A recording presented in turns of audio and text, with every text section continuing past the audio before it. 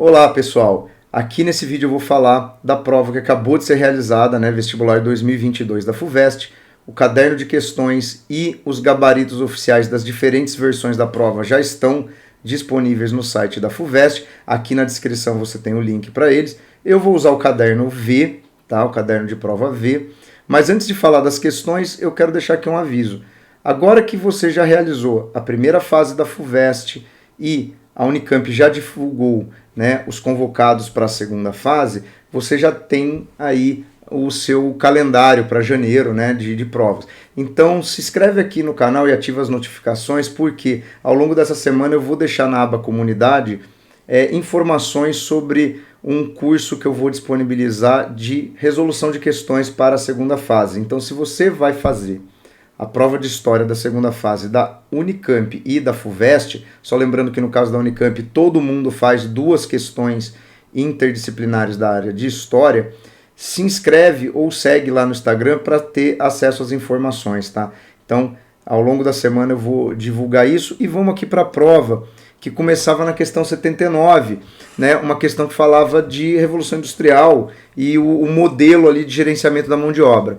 Ao opor operários sob vigilância e operários a domicílio, a fábrica reduziu seus custos sem se ver necessariamente obrigada a adotar uma tecnologia mais eficaz. O argumento da superioridade tecnológica não é, portanto, nem necessário nem suficiente para explicar o advento e o êxito da fábrica. E aí você tem lá o texto, origens e funções do parcelamento das tarefas. Ou seja, o texto aqui, ele vai na linha de dizer que muito mais do que a tecnologia, do que a máquina, é a dinâmica da organização do trabalho que é fundamental para compreender o sucesso do modelo fabril. Então, olha lá, de acordo com o economista norte-americano, o triunfo da organização econômica fabril deve ser compreendido. E aí você tem as alternativas, por meio do maciço investimento na tecnologia das grandes máquinas, diminuindo os custos de produção. Só que ele fala exatamente no texto contrário, que não é essa a explicação aceitável. Até porque a gente tem que lembrar que na primeira Revolução Industrial, as máquinas elas ainda não eram capazes de, por exemplo, substituir grandes contingentes de trabalhadores. Óbvio que tem esse impacto, mas as máquinas ainda eram muito simples nas suas funcionalidades. Então não era isso.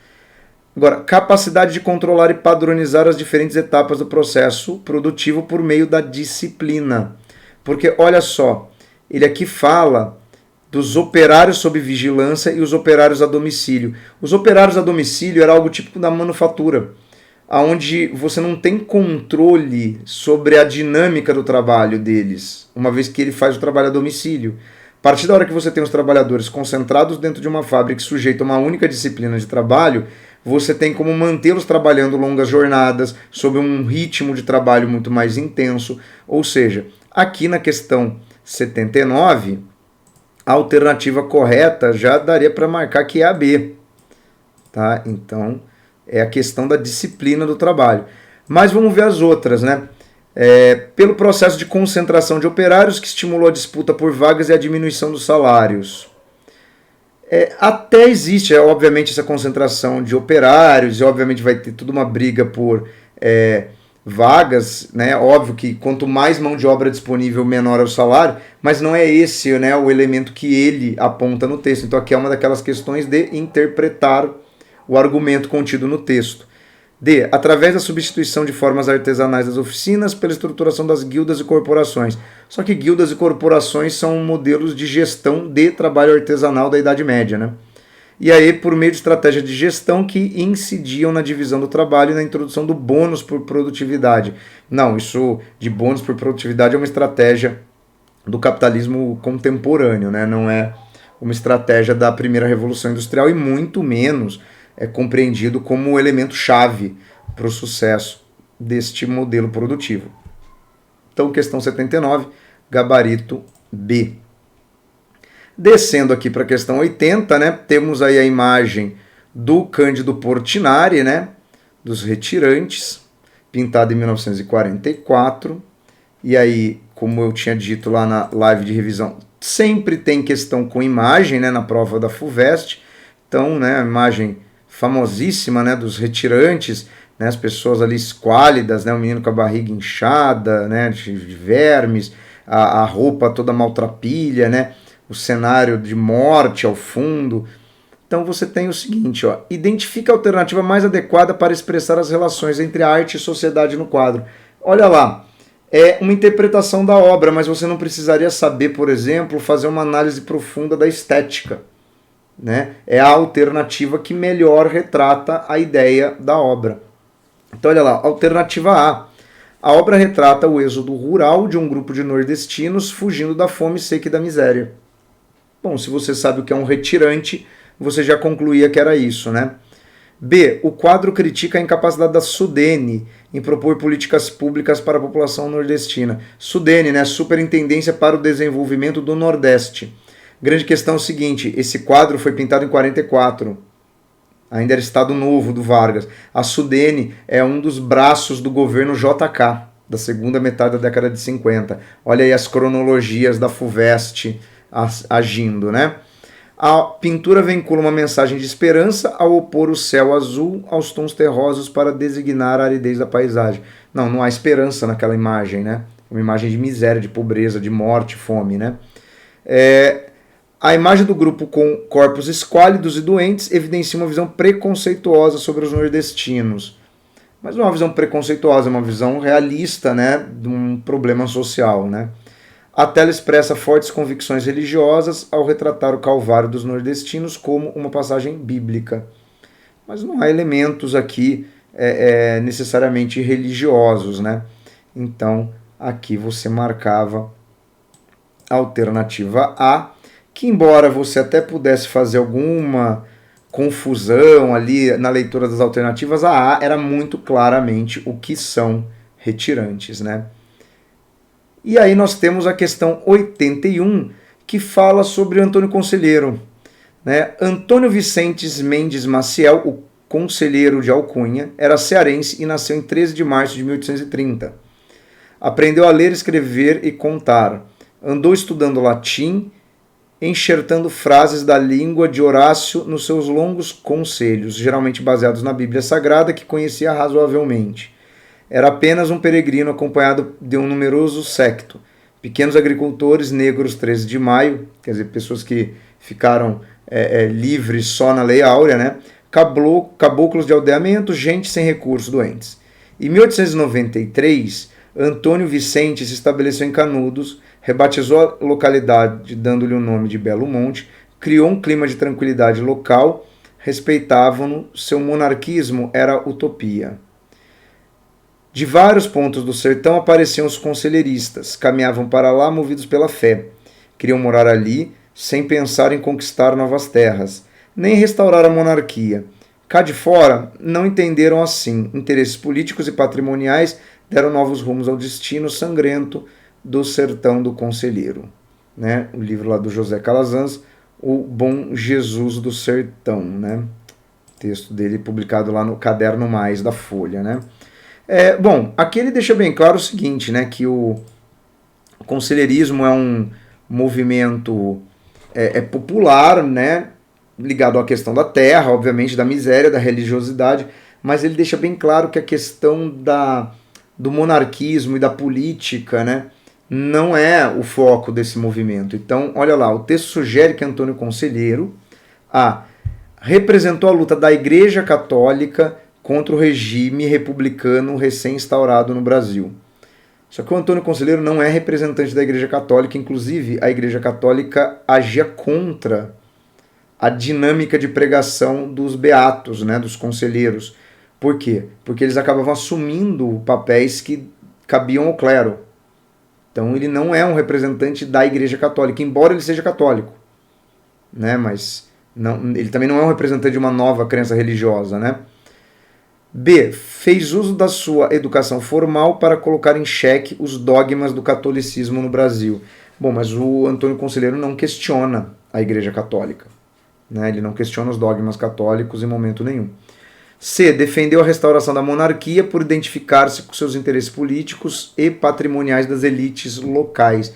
Só que as elites locais, naquele contexto, estão contra o Antônio Conselheiro, inclusive por quê? a ocupação de terras pela população mais pobre não era algo defendido nem pelos monarquistas, né? Então, assim, em termos sociais, o movimento de Canudos ele afronta os interesses da elite, né? E essa história do monarquismo do Antônio Conselheiro tem muito a ver também com a sua percepção de fé, né?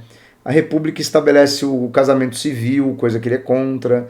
A monarquia brasileira tinha vínculos com a Igreja Católica, o que para ele, uma pessoa movida por um imaginário muito apegado à religião, era muito melhor do que a República, né, que seria um governo laico, embora Estado laico no Brasil seja complicado, né, da gente afirmar isso, mas é uma percepção que ele tem, então não pode ser.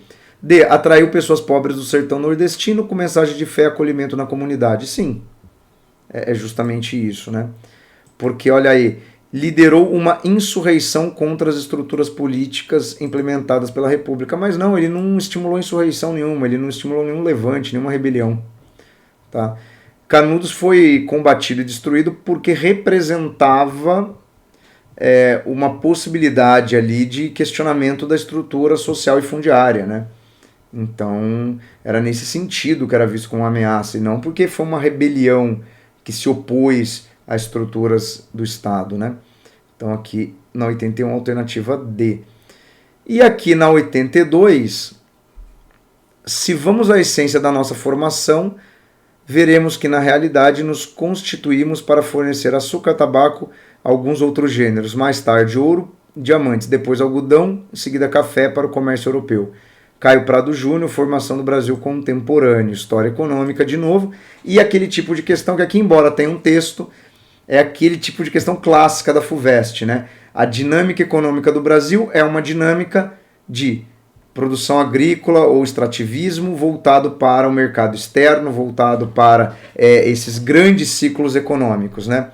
Sobre o sentido da colonização no Brasil, é correto afirmar: permitiu o desenvolvimento de um extenso parque industrial? Não. Caracterizou-se pela forte presença da mão de obra assalariada? Não, lembra que sempre falam da mão de obra assalariada, a mão de obra era predominantemente escrava. Esteve voltado principalmente para o mercado externo? Sim, porque olha só, nos constituímos para fornecer, ou seja, o Brasil produz para atender, né, uma questão de interesses de um mercado externo. Baseou-se na produção de manufaturas têxteis? Também não. Garantiu a expansão da pequena propriedade agrícola, mas aí você tem que lembrar que é o predomínio do latifúndio, né?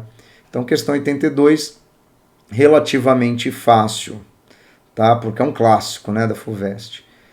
E aqui a questão 83, essa daqui é daquele tipo simples, direto e reto, não sabe, não vai responder. E aqui talvez tenha alguma dúvida de alguns candidatos, que é o seguinte: revolta dos malês ocorrida em Salvador em 1835, que é aquela revolta dos negros, né, dos escravizados que tinham ali elementos do islamismo. Foi uma revolta organizada por escravizados e libertos contra a escravidão e a imposição da religião católica. Expressava as aspirações de liberdade dos escravos urbanos impedidos de comprar suas cartas de alforria. Mas carta de alforria não era proibido que um escravo em 1835 negociasse, né? Os escravos de ganho conseguiam obter carta de alforria. Externava a indignação da população urbana branca com práticas da violência e dos castigos públicos. Mas a revolta dos malês é uma revolta de negros, não de brancos. Reivindicava mais autonomia para as províncias, contrapondo-se à política centralizadora empregada pelos gestores imperiais. Mas, de novo, não é um movimento de questões de organização política, é um movimento que tem a ver com a relação de uma sociedade escravocrata, né? Então, aqui não faz sentido. Fracassou em decorrência das dificuldades encontradas na arregimentação de escravos dos engenhos do Recôncavo. Aqui é que temos uma questão, que é o seguinte, né? O que acontece com a revolta dos malês? Ela é uma revolta que começa na cidade de Salvador, mas ela era articulada com escravos vindos do Recôncavo baiano, né, da região rural. E aí o que aconteceu, na verdade? A revolta ela eclodiu, houve um primeiro movimento em Salvador, reprimido, e horas depois houve um segundo movimento que eram justamente escravos vindos, né, dessa região do entorno. Fracassou. Eu posso alegar que houve dificuldades de arregimentar os escravos dos engenhos do Recôncavo? Até posso, porque não foi uma adesão maciça de escravos. Por isso que eu acho que aqui vai ter alguma controvérsia, né? Mas foi uma revolta organizada por escravizados e libertos, embora a imensa maioria sejam escravizados, tá? E o gabarito oficial da FUVEST está dando a conta aqui da alternativa A. Mas eu compreendo que muita gente marcou a alternativa E, até por um detalhe.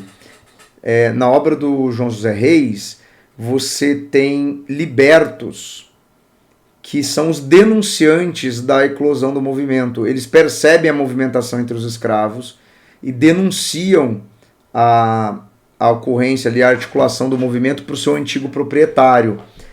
Então, ela é complicada, porque, na verdade, ela não é bem uma rebelião de escravos ou de negros ou de libertos. Ela é uma rebelião de um grupo, né, que tinha essa questão da escravização.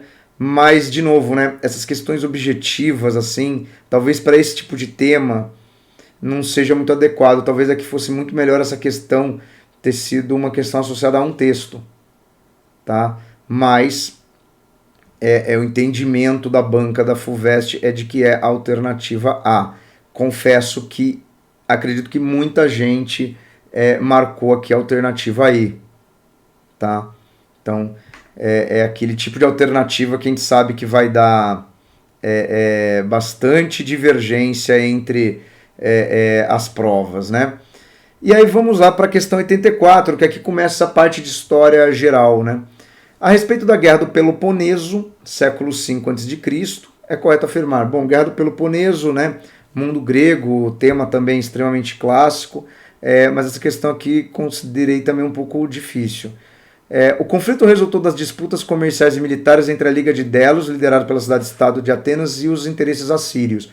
Não, né? Porque é uma guerra entre as várias cidades-estado gregas, não tem assírios, não tem estrangeiros como agentes centrais da guerra. Até tem como aliados de algumas cidades-estado, mas não é o foco.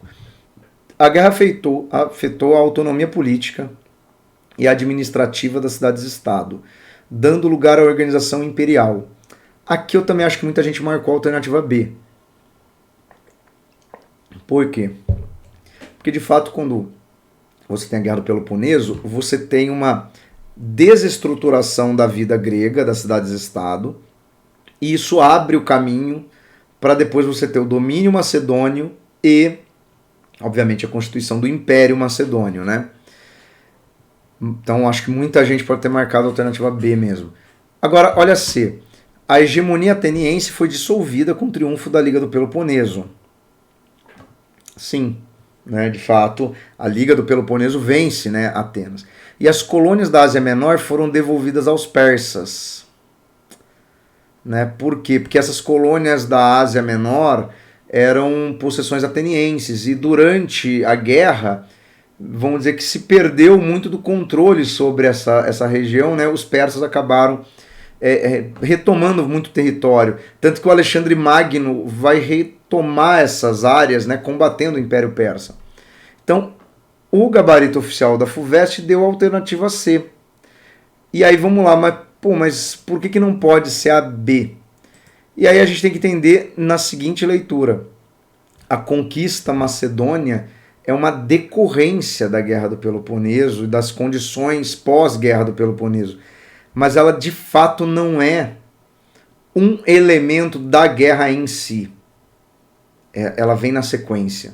Tá? Foi esse entendimento aqui da banca elaboradora. Tá? Por isso que eles não consideraram a alternativa B, mas de novo, assim como na questão anterior, acredito que muita gente marcou essa alternativa.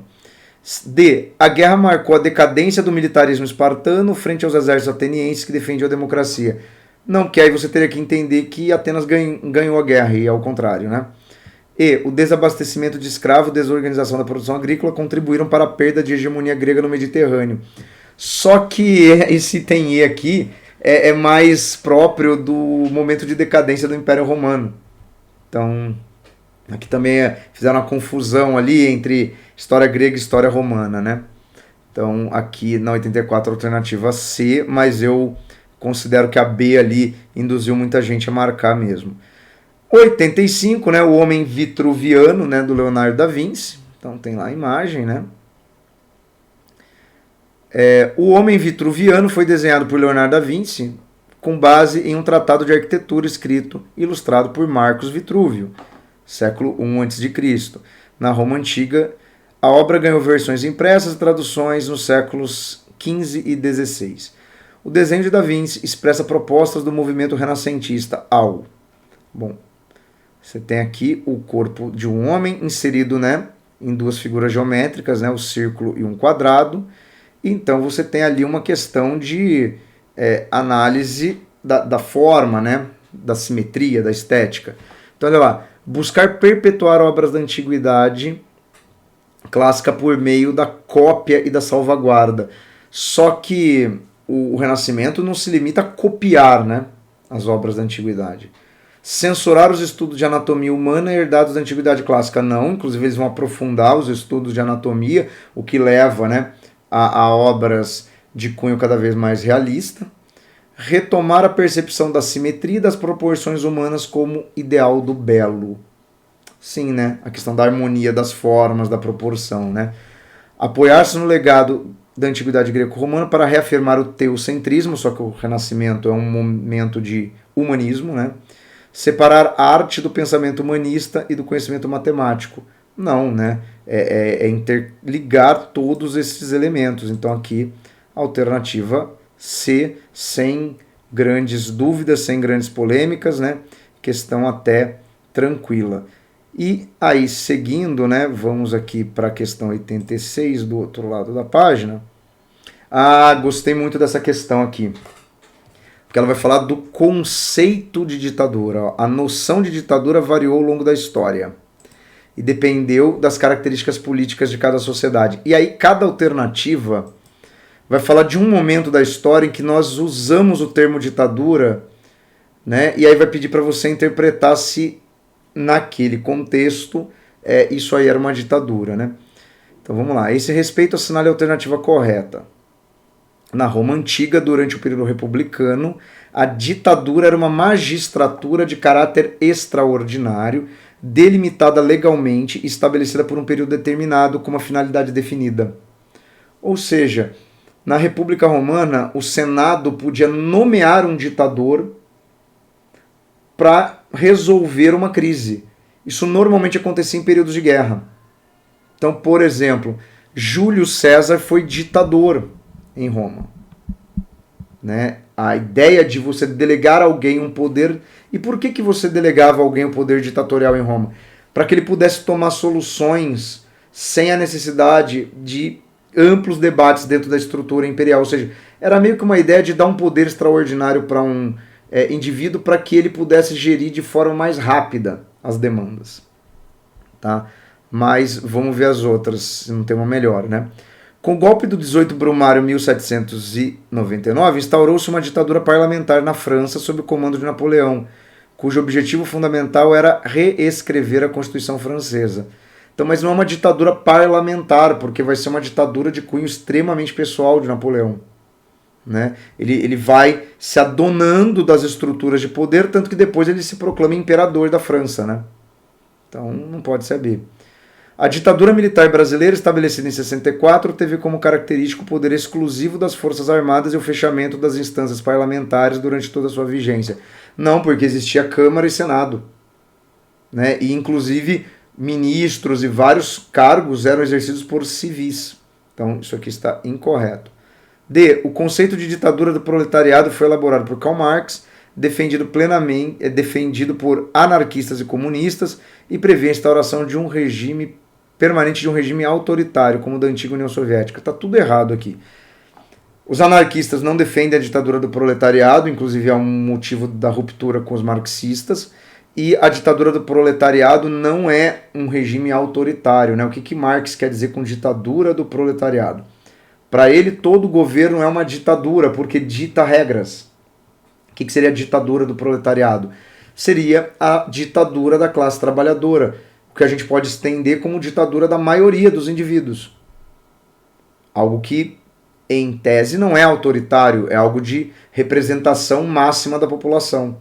Então, está totalmente incorreto.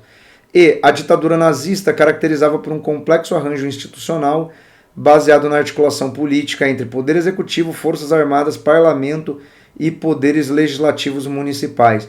Mas não, né? Porque é um regime autoritário do tipo totalitarista, ou seja, o próprio partido nazista vira a estrutura do Estado, então não tem articulação política, tem uma rígida hierarquia ligada ao partido, né, e a figura do grande líder. Então aqui na 86 era a alternativa A, mas eu gostei dessa questão porque faz você refletir sobre a ideia de ditadura, né? E aqui na 87, olha que interessante, né? Caiu modernismo, né? Referências ali à Semana de Arte Moderna, só que caiu como referência a um autor modernista não brasileiro, né? Então, um argentino, né, que publica um manifesto em 1924. E olha que interessante, né? Martim Fierro acredita na importância da contribuição intelectual da América. Prévia tesourada a todo o cordão umbilical, acentuar e generalizar para as demais manifestações intelectuais o movimento de independência iniciado no idioma por Rubem Dário. Não significa, entretanto, que haveremos de renunciar, nem muito menos que finjamos desconhecer, que todas as manhãs nos servimos de um creme dental sueco, de umas toalhas francesas, de um sabonete inglês. Martim Fierro tem fé em nossa fonética, em nossa visão, em nossas maneiras, em nosso ouvido, em nossa capacidade digestiva e de assimilação. Olha como aqui no final ele faz algo muito próximo ao conceito da antropofagia modernista brasileira, né? De você pegar a influência externa, digeri-la e assimilar. E embora ele pregue, né, o uso da língua, a visão de mundo latino-americana, ele não renega que há influência. Então, olha só que interessante, né? A revista de vanguarda literária Martim Fierro foi fundada em Buenos Aires, na Argentina, em 1924. O manifesto, publicado em seu número 4, expressava sintonias com o movimento modernista paulistano ao... vamos lá. Propor a ruptura com tradições estéticas e valorizar a autonomia criativa local, sem desprezar os intercâmbios com a Europa. Olha a antropofagia aí de novo. Olha isso, de você fazer uma temática nacional, né? Usar ali expressões típicas, né, da cultura local, mas incorporando aquilo que você julgasse interessante das vanguardas europeias. Então, aqui é o item A. Defender a obediência aos modelos artísticos da Europa e Inglaterra, reconhecendo sua contribuição intelectual. Mas ele não fala para obedecer, ele fala para digerir e assimilar, né? Repudiar o movimento de independência iniciado na língua espanhola pelo poeta nicaragüense Rubem Dário. Não porque ele elogia o Rubem Dário. Buscar inspiração dos modos de expressar popular e artísticos originários da América e revolucionar os hábitos de consumo. Não porque ele não está falando de aderir a um hábito popular, né? Condenar a inquietação intelectual e a experimentação literária em favor da cultura de massa e do conformismo. Também não faz isso, né? Ele prega algo muito próximo mesmo ao modernismo brasileiro. Gostei, interessante a questão, embora, né, tenha sido ali também uma alternativa bem clássica, né? 88 tem duas imagens aqui, né? Essa aqui do Robert Capa, né? Omaha Beach, dia 6 de junho de 44, né? É uma das raríssimas fotos do desembarque americano na Normandia, né? Durante o dia D, na praia de Omaha, que é onde a mortalidade entre as tropas de desembarque foi mais alta, né? Quem já viu o filme O Resgate do Soldado Ryan, aquela cena do desembarque é na praia, né? Designada pelos aliados como Omaha, né? E é baseado em relatos, inclusive, do próprio fotógrafo, né, o Robert Capa, né? E aqui a segunda foto, né? A foto do... não sei falar russo, né? Em Berlim, maio de 45, né? A foto que tem o soldado soviético hasteando, né? Uma bandeira soviética no alto, né? Ali do palácio de governo, né, da Alemanha, mostrando que, olha, a Alemanha caiu, né, os soviéticos chegaram a Berlim e a guerra logo se encerra, né. As fotos de Robert Capa e, né, esse fotógrafo russo que eu não sei falar o nome, Yevgeny Haldei, não sei, foram produzidas para documentar eventos da Segunda Guerra Mundial, referentes, respectivamente, e aqui era aquele tipo de questão que você tem que saber mais ou menos o que está falando, né? Desembarque dos aliados para libertar a França da ocupação nazista, ok. Avanço decisivo das forças aliadas frente à Alemanha. Sim, né? Porque os russos eram aliados. Conflitos no Canal da Mancha que deram início à Primeira Guerra Mundial, mas a Primeira Guerra Mundial é 1914, não tem nada a ver com aquilo ali, né? Tomada de Berlim pelas tropas soviéticas, a segunda parte está certa, né? Fuga de membros da resistência francesa para a Inglaterra após a invasão nazista. Não. E início da construção do Muro de Berlim, que você também descartava, né? Batalhas do Mediterrâneo que deram início à Segunda Guerra Mundial. Incorporação da Alemanha à Cortina de Ferro, né, que é o bloco soviético, mas isso vai acontecer depois, né? E é só a Alemanha Oriental, né? Tem todo um processo. Confronto entre a República de Vichy e aliados franceses e a vitória da União Soviética sobre os aliados. Não, porque a União Soviética é parte dos aliados. Então, você, por descarte também, né, chegaria aqui na alternativa A. Interessante é a menção da foto do Robert Capa, né? Pouca gente está acostumado com essa foto, né? Inclusive, ela é muito tremida, desbotada, né? Porque você imagina o cara fotografando naquelas condições, né? De um combate, né?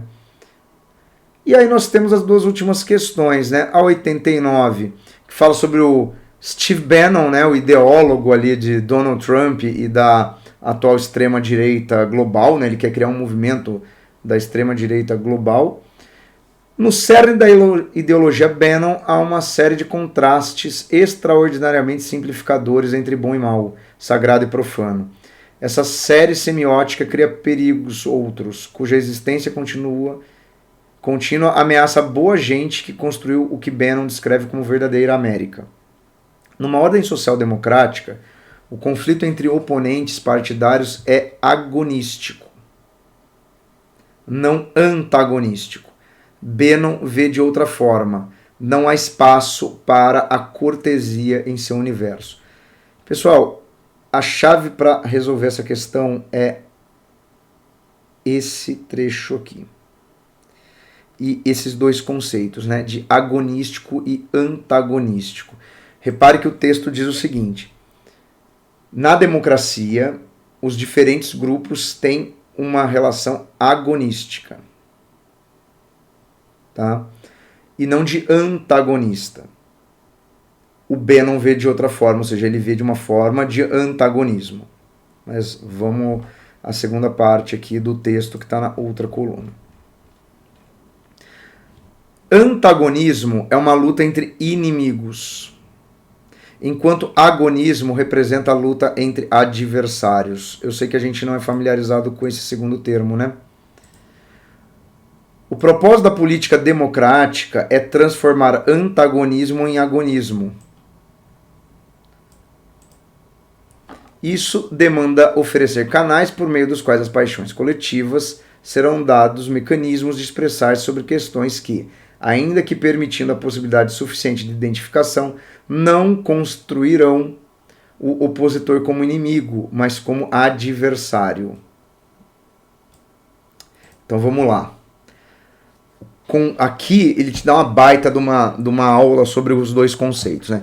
Antagonismo significa então tratar o outro como inimigo. E isso remete todo a um discurso belicoso, né? Porque o inimigo você destrói. O que é o agonismo? É você ver o outro como adversários em uma disputa, como concorrente e não como inimigo.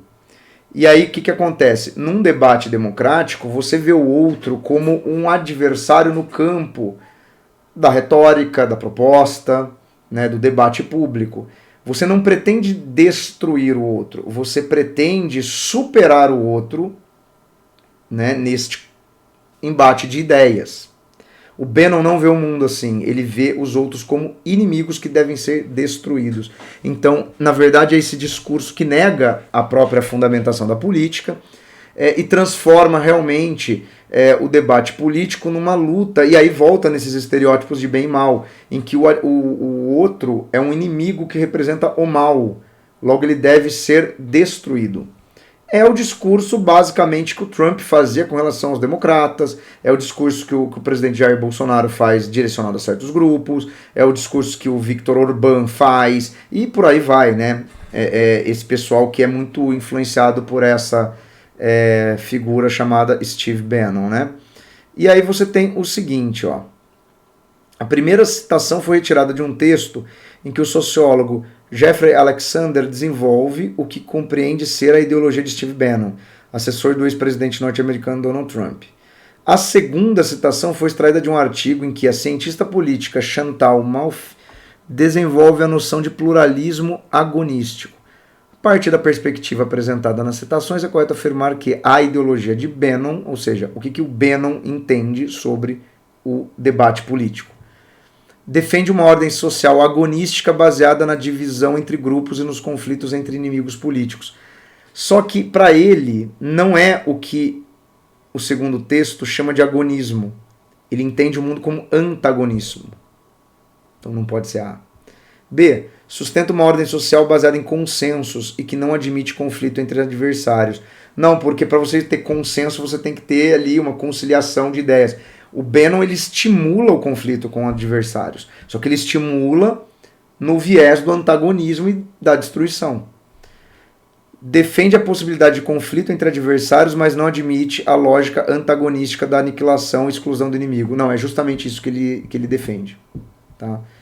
Defende uma ordem social dividida entre bom e mal e que transforma antagonismo em agonismo. Alguém pode até ter marcado essa, mas o final está invertido. Ele vê como antagonismo e não como agonismo. De novo, os elementos do texto aqui eram fundamentais para você chegar na resposta correta, que é a E. Sustenta uma ordem social antagonística fundada na divisão da sociedade entre lados opostos que devem ser entendidos como inimigos. E aí ele prega a destruição, a aniquilação do outro. Então, por isso que é a E. E aqui o último, né, que é o 90, fala do IPAN, né, Instituto do Patrimônio Histórico e Artístico Nacional, e a Prefeitura da cidade do Rio de Janeiro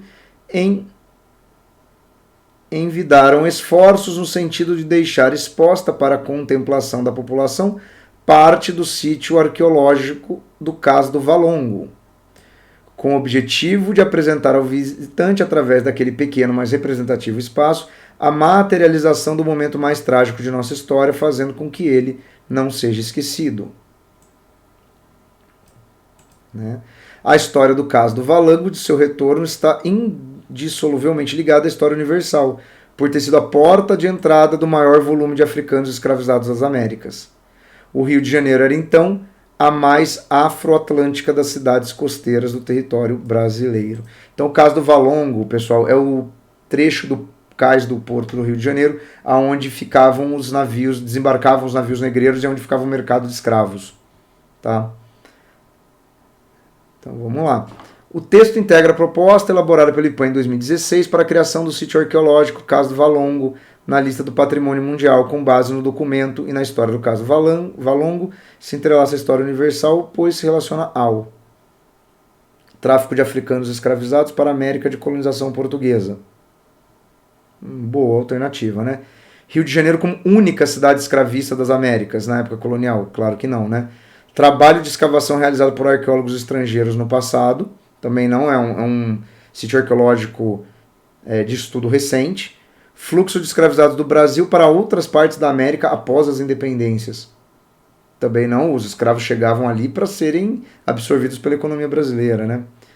Esforço do IPAN para silenciar a história da escravidão no mundo atlântico. Claro que não, inclusive o texto diz que você tem que manter e preservar isso justamente para preservar a memória deste momento trágico, mas que faz parte da história do Brasil. Então, na 90 era a alternativa A. Belezinha? Bom, pessoal, e essa foi a prova da FUVEST 2022. Marca aí nos comentários, né, quantos pontos você fez, se aquelas que eu apontei que você teve dúvida, né, putz, marquei, fui na B e era a D, qual que foi aí a questão da prova. E fora isso, aqui do lado tem o link para os outros anos de primeira fase FUVEST. Até mais.